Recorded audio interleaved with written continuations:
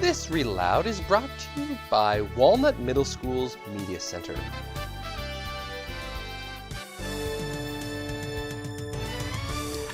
Hello, my name is Dale Miller, and I'm a sports writer at the Grand Island Independent. I cover high school sports and occasional Husker football game and write a weekly column.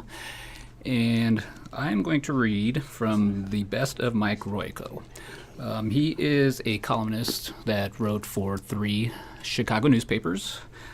He wrote over 7,500 columns, and they were all incredible. He was one of my favorite journalists as I was growing up and getting interested into going into be a writer. And just the thing I really like about a lot of his columns is that they really are timeless. When you think of newspapers, you really think that there's a short shelf life for the writing. But a lot of these, they still hold up. They're still very interesting, and it's something that I really love to read. So I picked out a few of these to read today, and the first one is from March 17th, 1981. And the thing I liked about Mr. Royko is that he taught us some very good lessons. He taught us not to take ourselves too seriously and kind of embrace our flaws. And kind of a repeated theme in his writing, he would always mention his feet. He absolutely hated his feet. And he wrote an entire column about this, and it's called "These Feet Are Made for Nothing." With some people, the problem is always the back. With me, it's feet. So I wasn't really surprised during the past weekend when I suddenly found myself howling and hopping on one foot around my kitchen. The thought went through my mind, it figures. The reason I was hopping on one foot was that I had been cooking some spaghetti. But instead of pouring the boiling water into the sink, I aimed badly and poured it on my bare foot. On the way to the hospital, I watched without sympathy as my foot changed colors. If it hadn't been for the pain, I might have pointed a finger at it and said, "Foot, you got exactly what you deserve." The fact is, I dislike my feet. At times the feelings border on hatred. As far back as I can remember, they've been nothing but trouble. You might wonder how a person can hate his own feet. I don't think that's unusual. Some people hate their own noses, or their teeth. At least they can go to a plastic surgeon and get a nose job, or get their teeth capped. But when you hate your own feet, there's not much you can do about it except try to ignore them or swear when you happen to see them. And that's one of the problems with feet. They're hard to ignore. The first thing I see every morning are my feet, sticking up at the other end of the bed. So I start each morning by saying, "Hello, you lousy, ugly, gnarled, painful bleeps. I hate both of you." That's not the best way to begin the day, I suppose, but it does get me into the proper frame of mind for my job. As I lie there looking at my feet, I'm always struck by how ugly they are. Most feet aren't very good looking. I can't remember anybody being renowned for his or her stunningly attractive feet. But for ugliness, mine have always been in a class by themselves. When I was born, the first thing my mother said to me was, "He takes after his father. Look at those feet." She was right. My father had size 12 feet. And so did I, on the day I was born. And the doctor later said I was the only infant he had ever seen come into the world with calluses and corns and cracked toenails. My toes are longer than most people's fingers. If the toes were extended, I'd probably wear a size 20 shoe. But they curl under about 3 times, so they look more like large clenched fists than feet. They're also very wide. They might be as wide as they are long, which has always made it difficult for me to find shoes that fit properly. When I was a kid, we'd spend hours at the shoe stores looking for shoes that were wide enough. One salesman finally gave up and said, "Lady, the only place you'll find a shoe that fits this kid is at a blacksmith shop." We finally found something that fit perfectly. They were comfortable, but a lot of people looked twice when they saw someone walking around with 2 baseball gloves on his feet. Then there's the arch. Basically, there are 2 kinds of arches. The normal arch curves upward, providing the foot with flexibility and acting as a shock absorber for the spine. The flat foot has little or no curve. Mine is in a class by itself. The arch curves downward, sort of like the bottom of a rocking chair. This makes it difficult for me to stand up without swaying back and forth, which has led to considerable misunderstanding, especially in bars. When I was in the service, we'd all be standing at attention. Then the wind would blow. With my arms stiff at my side, I'd sway forward, then backward. Pretty soon, I'd be going back and forth like a rocker, first my nose, then the back of my head grazing the ground. The commanding officer didn't know what to do with someone like that, so he finally assigned me to the base orchestra, where I was a metronome. You can learn to live with feet like mine, but you have to take certain precautions. For example, I took a vacation at the seashore once. In the evening, I'd take a long, barefoot walks along the beach. One morning, I noticed a crowd of men studying my footprints in the sand. They were from the police, the conservation department, and the local zoo. One of them shook his head and said, "I don't know what kind of creature it is, but we'd better post some armed guards here at night." My feet have probably sensed how I felt about them, and they've retaliated by getting themselves stubbed and stepped on every chance they get. I don't even take it personally when someone steps on my foot anymore. I just say, "Don't apologize, he had it coming. Step on the other one too, he's just as bad." And I wouldn't have even gone to the hospital when I burned my foot, except that I have to live with it. When the doctor came into the emergency room, he asked me what happened. I just poured a pot of boiling water on it. He shook his head and said, "Boy, it really does look awful." "Doc," I said, "it's the other one." And then another column I always like the origin stories, whether it's a superhero movie or a comic book or a graphic novel. There's always a good origin story. And as a writer, I've always enjoyed hearing people's reasons that they became a writer, whether it's an author or a journalist. And Mr. Royko wrote a column about that from March 16th, 1990, called "Why Be a Writer? Think of Your Feet." The letter began with a question. Do you recall an event from your childhood that first inspired you to write? The question was posed by a worthy organization called Child's Play Touring Theater. It's a professional theater company promoting writing literacy among children. To raise funds, they're asking writers, will you please take a few minutes to help the cause of literacy by sharing your own memory with us? They plan to hold an auction and sell the writers' responses. I'd like to help their cause, but I have a conflict. On my wall, there is a quotation from Samuel Johnson that I try to live by. It says, "No man but a blockhead ever wrote except for money." So if I write something free for this worthy cause, I will be a blockhead. On the other hand, I'd like to help them out. The solution is to answer their question in my column. That way, they will have their answer, and I'll be paid by the Tribune. To answer their question, yes, I recall several events in my childhood and my young manhood that inspired me to become a writer. When I was a child, my father was a milkman. Those were the days when most people had fresh milk, cream, butter, cheese, and other dairy products delivered to their doors each morning. Most of his customers lived in 3 flats, so he would grab a couple of metal trays, load them with bottles, and run up the back steps. During the summer, when school was out, I went along as his helper. Because I was only 7, he had me handle light first-floor deliveries. Watching my father dashing up those steps at 5 a.m., sweat pouring down his face, I learned 2 things. 1, being a milkman was hard work. 2, I didn't want to be a milkman. A few years later, when I was about 12, I became my grandfather's helper. He was an independent house painter. So I spent another summer vacation going with my grandfather on jobs, helping him with the drop cloths, ladders, and scaffolds, and putting on masking tape and doing some painting myself. This was before the days of rollers and paint that could be washed off brushes with water. Painters prized their brushes like the fine tools they were. They had to be thoroughly cleaned with chemicals. Working with my grandfather, I learned several things.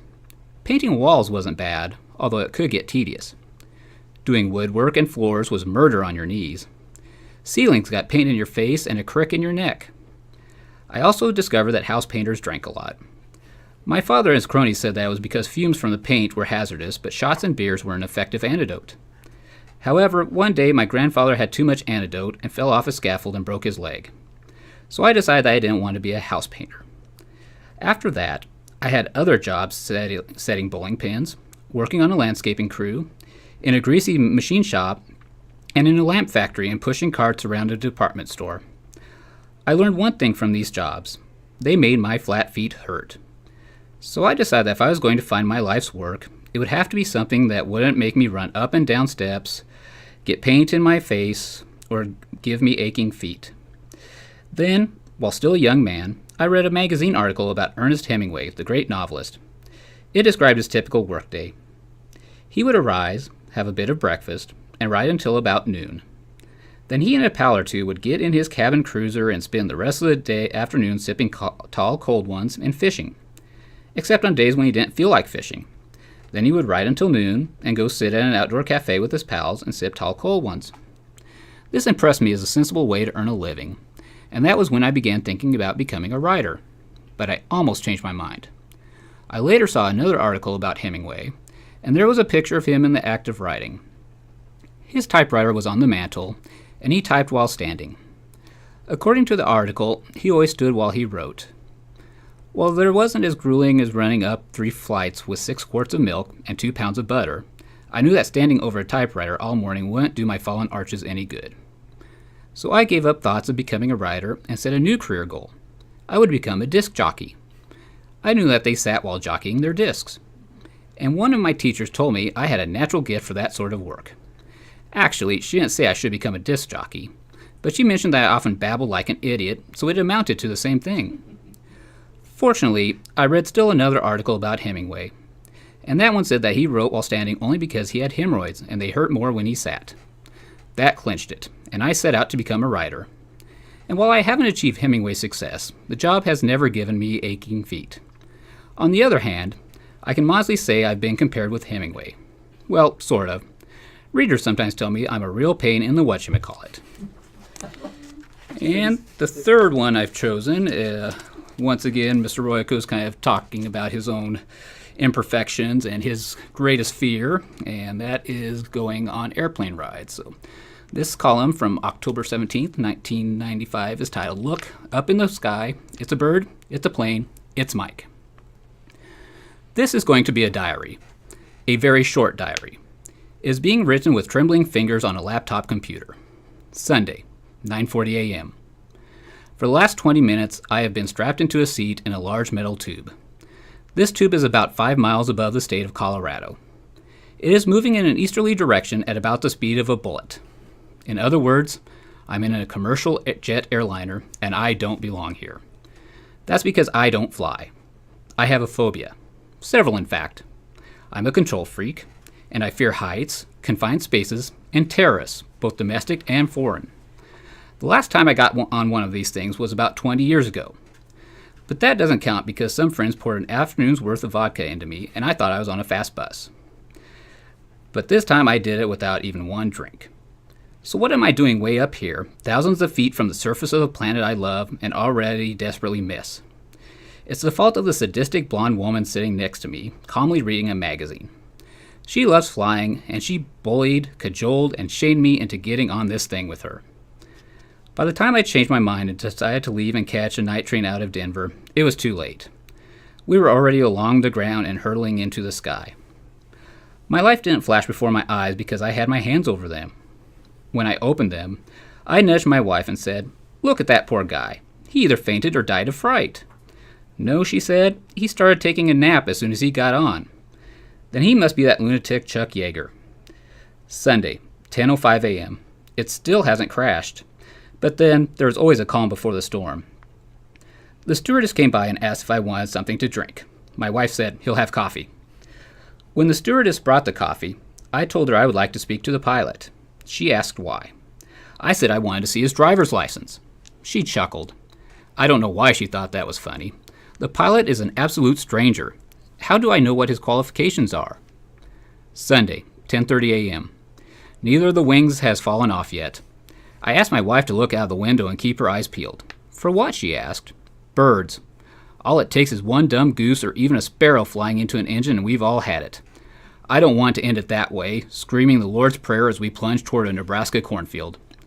I want to go out with dignity in my own bed, surrounded by my loved ones, and watching their faces when I tell them they've been cut out of my will. Sunday, 10:45 a.m.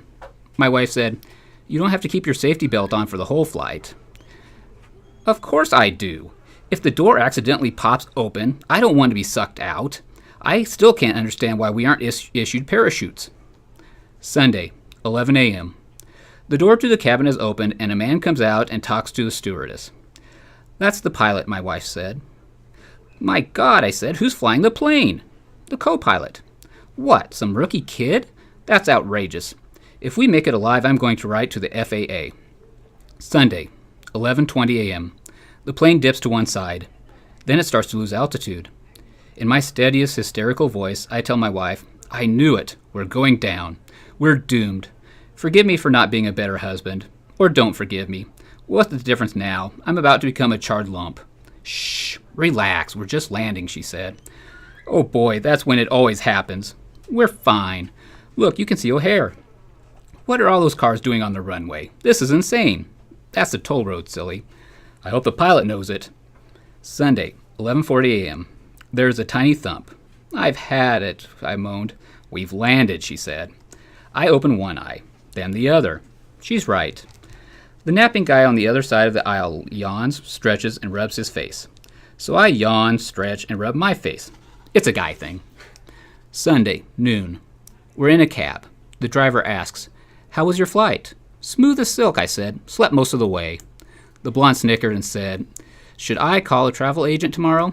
Why not? It's a small world. That's super good. Oh, I know now why you like reading him. Yeah, it's really timeless stuff that yeah really kind of... Now, is this kind of what got you into writing, or did you start reading him after you started writing?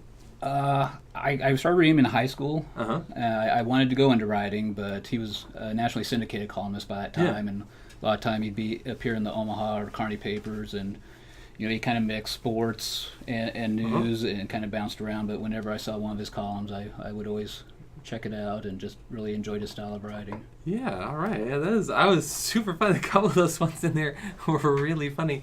I've never read anything of his. Now I'm gonna have to go check it out. Okay, so this would be one of your favorite writers, and you'd mentioned before that you don't generally read like books. Not anymore. Books? When I was younger, I would. So what are your favorite things to read? I just kind of keep up on kind of the periodicals, like reading Time, Rolling Stone, Sports Illustrated, ESPN the magazine. Now, do you still get them sent to you in paper form, or do you? Okay, yeah. I'm a paper form guy. Okay, good. A lot of their long form stuff now kind of web exclusive, so I'll pop on that. But yeah. I'm old fashioned. I want it in my hands. I want to crinkle the pages. Yeah. Well, the batteries never go dead on a magazine, right? That is right. They never go dead. Okay, and then what's like you're a sports writer, right? Yes. So what would be something that you've always wanted to cover? Like, oh man, wouldn't that be awesome if I could go write for like what would you want to? Probably one of those national experiences like the Super Bowl or something be neat. Yeah, just something just huge. Yeah, I mean, I was at the Rose Bowl when Nebraska played Miami the last time. Huskers were good enough to play for national championship. Yeah. It was just a wild experience, but I can't imagine like a Super Bowl or something that had just all the media, all the festivities and that'd be kind of crazy to see from a journalistic aspect. Now when they send you to an event, you get to go to a lot of these places, right? To report on them. Now, do they pay for you to get in, or like how does that work out? Yeah, for like Nebraska Games media, you have a media pass, you get in. Yeah. There. So that's not too bad, right? Getting paid to go, and you gotta go pay to watch the game to write about it. That sounds like if you don't mind the 10, 11-hour work days that those true. games are, that's what people that's true. Fans go home after the game. That's when the journalists are just really getting That's started. true. That's when you're talking like crazy. Oh, well, that's really awesome. Thank you so much for coming in. I really appreciate that. I appreciate you having me. This is really great. Yeah.